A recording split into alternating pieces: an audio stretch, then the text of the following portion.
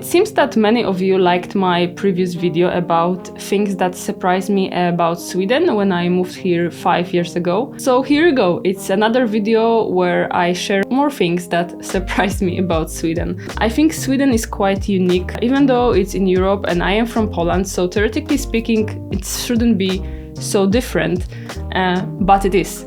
So stay with me, I will share 3 things that surprised me when I moved here. So let's jump to the list. If someone is registered in Sweden, you can find information about them online. What I mean by that, you can find where they live, who they live with, how much money is worth their apartment or house, how many people live in the building, what's the average salary of the area where they live in, if they had any problems with law. If they have their own company, you can go further and see the financial report of this company. So I guess you can you will know how much they earn.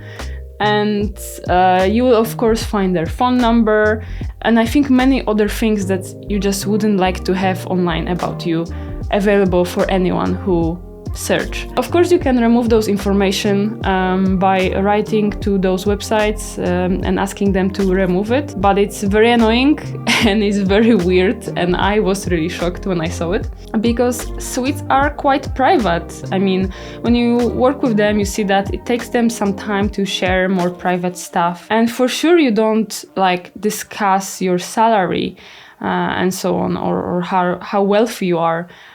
So this is quite weird, and I really don't know where is it coming from and why is it there. So if you are Swedish, please let me know in the comments, where is it coming from? Why do you do this? You don't really care if someone can find you online and see where you live and, you know, what you do? It's a bit weird. Still surprised me till this day. Okay, I'm looking at my list, and now number 2. Everything is digital, and by that I mean it's very hard to do anything with cash. I, after 5 years here, don't really know how 100 crowns looks like in a, like as a, you know, bill, because I never ever use cash here. And to the point when I moved from Poland here, and for the first month that I've been here, I wanted to pay my rent with my Polish money, and I wanted to exchange them because I didn't have yet the bank account here. And the bank told me that they don't operate cash. And I was like, what do you mean you don't operate cash? You're a bank. But it seems that everything is digital here, so it's really hard to put back money on your account if it's in cash. So keep it in mind if you are planning to move here. It's quite hard. I ended up going to something like FedEx or something. No, not FedEx. What's the name of this company that does money? But it was a hassle, it cost me a bit, and I was really surprised. So I quickly learned that everything here is digital, and when you register here in Sweden, when you are legally registered when you work, you will get a personal number, and with this personal number you have to set up something called Bank ID. It's an app that you can have on your smartphone. It identifies you, and you can identify anywhere with that. By anywhere I mean in the post office, and the doctor, online if someone calls you from the bank or wherever. This is how you identify, so it's really handy. So if you don't have this bank ID, it's quite hard to do anything here really, because you are kinda cut out from the system, which is I don't even know if you can you know, rent a book from the library if you don't have bank ID. So keep it in mind if you are trying to move into Sweden, that it will take you some time to get this and be able to be really integrated into the system. And also talking about money, there is something called Swish, which is an app. If you want to, I don't know, send back money to your friends or anything, you can use it. It's basically a very fast way to send money very, very convenient. When I was selling my camera equipment on something like eBay, which is blocked in Sweden, the person who came, we just swished me, and it took me no time really to get the money and finish the transaction. So it was very easy. And this is something that I really love in Sweden. I really don't like cash, and I don't like when people have to count it in a shop or in a coffee place and it takes forever, you know. It's so much easier to just use cards everywhere.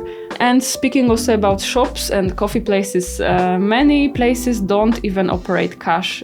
So if you're a tourist, take it into consideration that if you want to pay for your coffee, might be that you will need to pay with your card. You won't be able to pay with cash. So that's how it works. For me personally, I really don't mind. I really like it, but it was a surprise for me because I think in Poland many people use cards, but still there are places where you actually pay mostly with cash only, like those small stores or on some small marketplaces when you buy your vegetables or so on. So something to consider for sure. It was it was a bit shocking for me that bank didn't want to take my money. So keep it in mind if you are moving here. And the last thing on my list, it's amount of men taking care of their kids.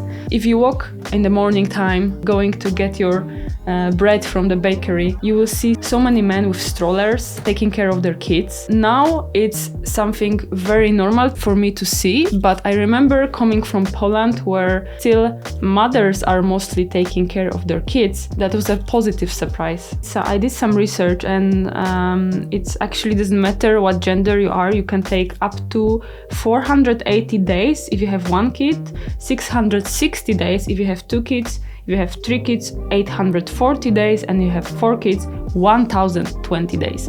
So it seems that Sweden is a perfect country to have kids. From what I know, it's very cheap to take care of your kids. I mean, you don't have to pay for school or everything is like public.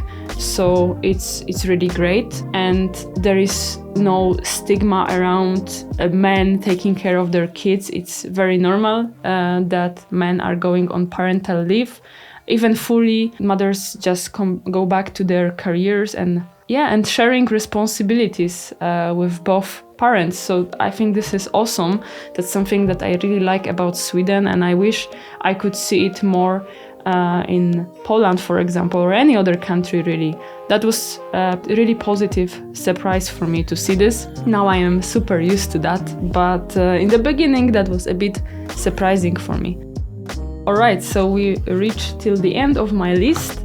I tried to make this video a bit shorter than my previous videos. They can get a bit long, and I know that in YouTube world people tend to leave very fast if the video is too long. So here it is, 3 things that surprised me about Sweden. If you haven't seen the first video, I will link it somewhere here on, I think it's here. Yeah, I think it's here. Let me know if something surprised you, or if you are Swedish.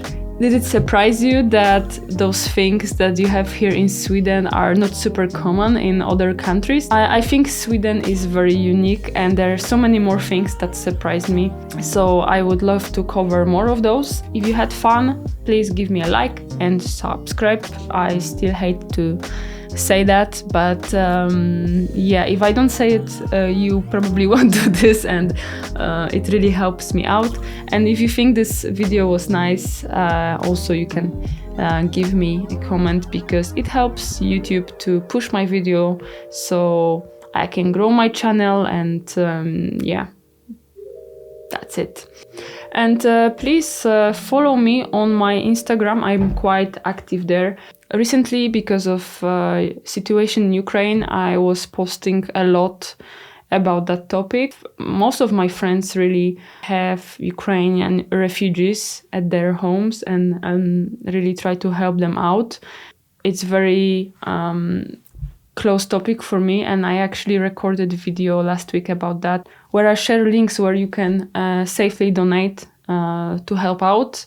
It's been quite tough on my mental health to, be exposed to so much suffering, and I was trying to help as much as I can by helping activists. I am still helping out as much as I can, but I need to take a bit of step back from being so present and talking about this topic all the time, because I think that we all need to be ready to help for a long run and not burn out after 10 days. So that's why I decided to go back to my YouTube channel and spend a bit of time with you and maybe think about something else for a while. So I really hope that you don't mind this. Anyway, that's it for today. I will see you next week on Tuesday at 9:30 Stockholm time. Hope you enjoyed the video. Hope you had a good time. I hope that you are staying safe. Thank you for watching and see you later.